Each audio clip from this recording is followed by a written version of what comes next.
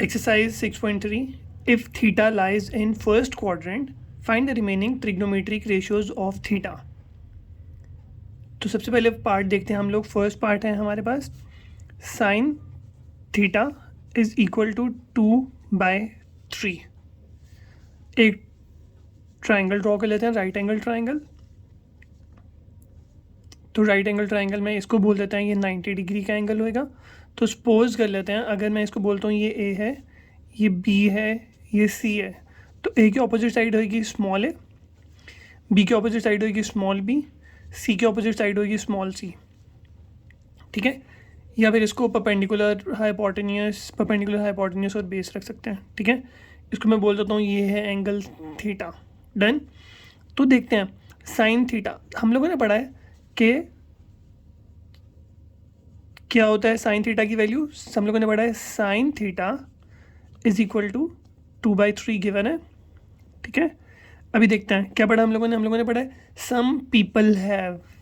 तो इसका मतलब है ये आएगा परपेंडिकुलर, ये आएगा हाइपोटेन्यूस. इसका मतलब है बीच में इक्वल है तो परपेंडिकुलर होगा 2. तो परपेंडिकुलर बन गया 2, हाइपोटेन्यूस बन गया 3. ठीक है. तो इसको हम लोग लिख लेते हैं. मतलब मुझे मिल गया perpendicular which is 2, hypotenuse is 3. मेरे पास बेस नहीं है तो बेस फाइंड करने के लिए मैं एक थ्योरम देखता हूँ, उसको बोलते हैं पाइथागोरस थ्योरम. तो ये है PYTHAGORAS. पाइथागोरस का थ्योरम है जो हमें कहते हैं in a right angle triangle the square of hypotenuse is equal to the sum of the squares of the other two sides. तो अदर टू साइड्स में कौन कौन सी आ जाएगी. एक आ जाएगी परपेंडिकुलर का स्क्वायर, दूसरा आ जाएगा बेस का स्क्वायर. ठीक है. पाइथागोरस थ्योरम हमें बोलता है कि Pythagoras theorem states that the square of the hypotenuse is equal to the sum of the square of the other two sides. मतलब जब भी पाइथागोरस थ्योरम आएगा, जब भी राइट एंगल ट्राइंगल होएगी, मुझे 2 साइड्स गिवन हो, थर्ड साइड फाइंड करनी हो, तो मैं उस पर पाइथागोरस थ्योरम अप्लाई करूँगा. और पाइथागोरस थ्योरम मुझे क्या कहता है. पाइथागोरस थ्योरम कहता है हाइपोटेन्यूस का स्क्वायर इक्वल होगा परपेंडिकुलर का स्क्वायर प्लस बेस का स्क्वायर. बी पहले आए या बाद में आए उससे कुछ फ़र्क नहीं पड़ेगा. डन. तो देख लेते हैं. हाइपोटेन्यूस की वैल्यू है 3, तो मैं इसकी जगह पे पुट कर दूंगा 3. तो ये बन जाएगा 3 का स्क्वायर इक्वल्स टू पी की वैल्यू है 2, 2 का स्क्वायर प्लस बी स्क्वायर. ठीक है. 3 का स्क्वायर 9 इक्वल्स टू 2 का स्क्वायर 4 प्लस बी स्क्वायर. 4 यहाँ पे प्लस हो रहा है, दूसरी तरफ आगे माइनस हो जाएगा, बन जाएगा 9 - 4 equals to B square. 9 - 4 is 5 equals to B square. दोनों तरफ स्क्वायर रूट ले लेते हैं ताकि मुझे बी की वैल्यू मिल जाए. तो बी की वैल्यू आ जाएगी स्क्वायर रूट 5. डन.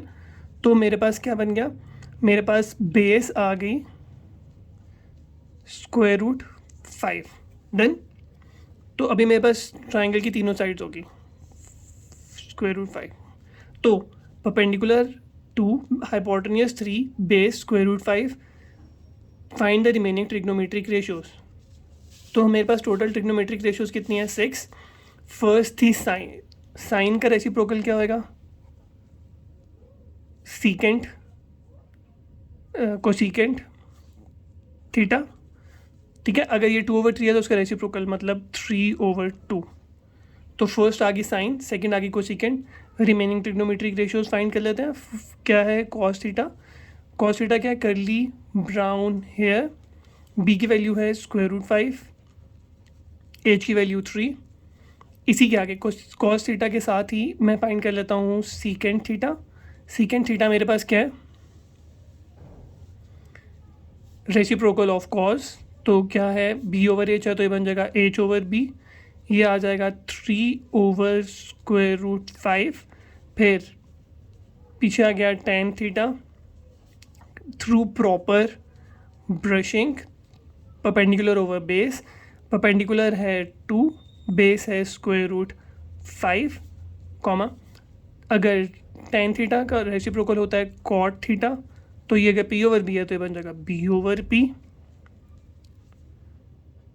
ठीक है।